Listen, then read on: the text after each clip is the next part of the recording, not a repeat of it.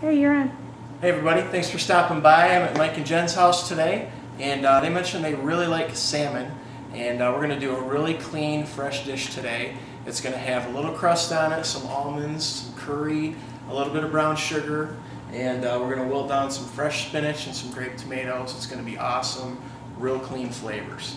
The first thing I'm going to do is I've got a large non-stick skillet that I've already got heating up on the stove over there for our salmon.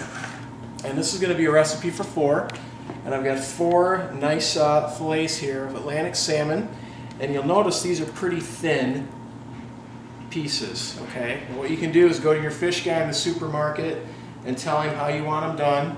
Nice and thin like this. And we're doing it like this because that's going to be a quicker cooking method. If we got really thick chunks, it would take a long time to cook. And we all know time is really important in our lives right now. So we want them like that so it'll be nice and quick, okay? The first thing we're going to do is we're going to season these guys up with a little kosher salt.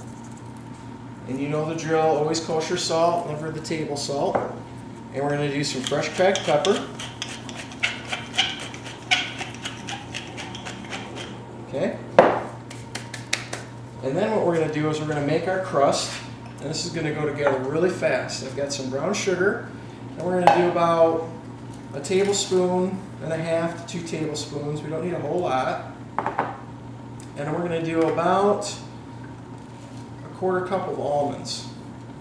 And what I like to use are the raw almonds, chopped up nice and fine. We don't want big hunks of almond on there because it'll be hard to eat. But the raw almonds have a lot of good nutritional value in them. And then we're going to take a little bit of curry powder.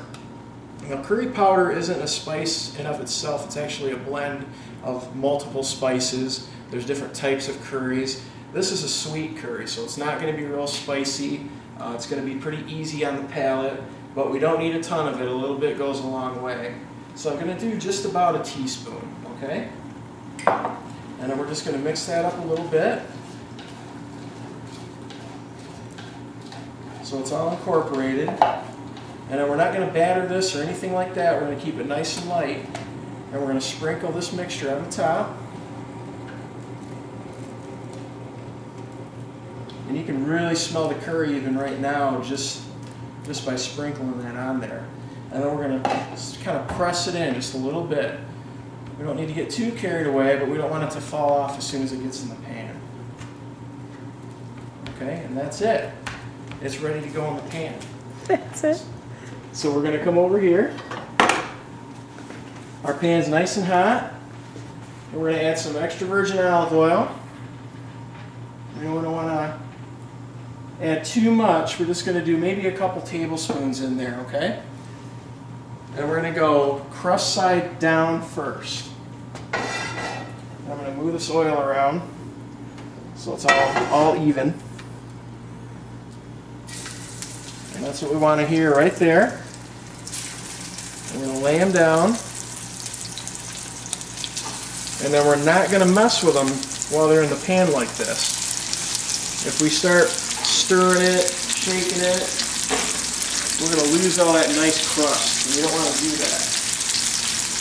Now while those guys are cooking, we want to season both sides, right? We don't want one side to taste good and the other side to not taste good. So we're going to get back on our pepper and our salt. Okay, and we're good, just like that. We're going to make sure we're about a medium-high heat. So I'm going to turn this down just a little bit. And we're going to let that go. While that's cooking, I'm going to fire up this other burner. And this is what we're going to wilt our spinach in. So we're going to get this pan nice and hot. The spinach goes together really, really fast. Again, we're going to use some EVOO. Only about a tablespoon. We don't need a whole lot. And then we're going to grab our spinach. And I figure about 6-7 cups for 4 people. It depends on how much you want. It looks like a lot, but as soon as it starts wilting down, it really reduces a lot in volume. So we're going to let that heat up just a little bit, and then we're going to go in.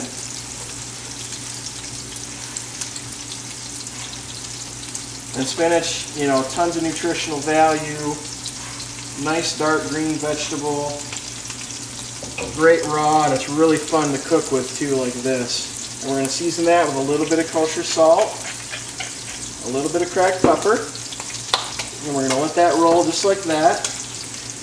Now with this salmon's getting really close. I don't know if you can see that or not. But you can see how it's starting to lighten up a lot up the sides, almost halfway. And you can see these breadcrumbs here are getting dark. The almonds are starting to toast. That's telling me it's time to turn it. So you want to be really careful. Always flip it away from you, so if it does splatter, it goes away from your body. And that smells really good.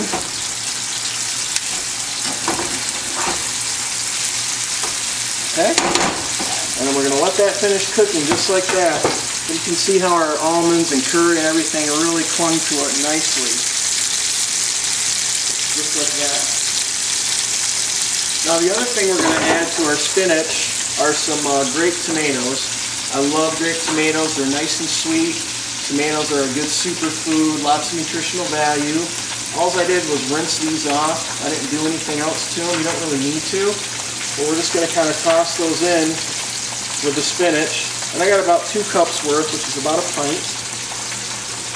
And we're just going to let those kind of get in there with the spinach. We just want to warm them through a little bit, let them blister a little bit. Stir them together.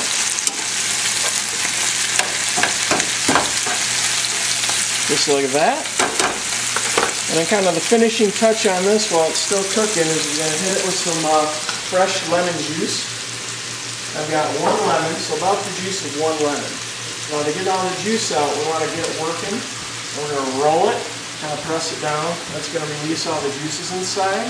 Some people like to pop it in the microwave for about 10-15 seconds, either one. And we're just going to cut it in half. We don't want any seeds in our spinach and tomatoes, so when we squeeze it for the juice, we're going to squeeze it with the cut side up. Okay, just like this. Okay? Then we keep the seeds in with our hands. And we'll do the same with this other one. And we're good to go with that. I'm just going to finish this up a little bit.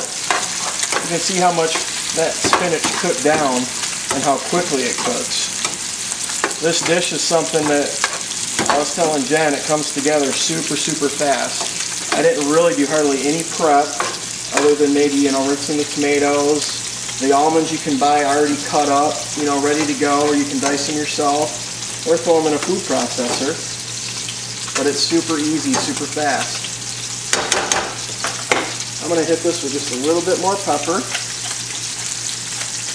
And by the time our tomatoes are kind of wilting through, you can kind of see how the skins are starting to separate a little bit. They're heating through. That's perfect. We don't want to take it any further than that. And we got our nice spinach here, nice and dark green. A lot better than that canned stuff that's full of salt. And our salmon's ready to go. Perfectly cooked. And what you do to check it is just press on it. It should be nice and firm.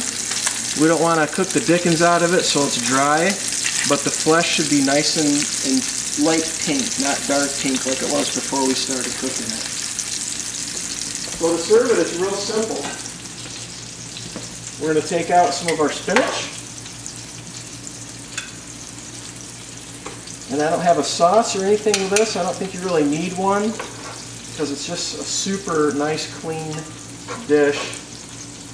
We're going to take a nice pile of this tomatoes and the spinach and the lemon, and we'll take one of our salmon pieces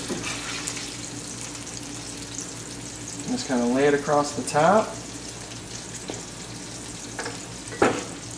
and that's it. Dinner is served. Almond curry salmon. Thanks a lot.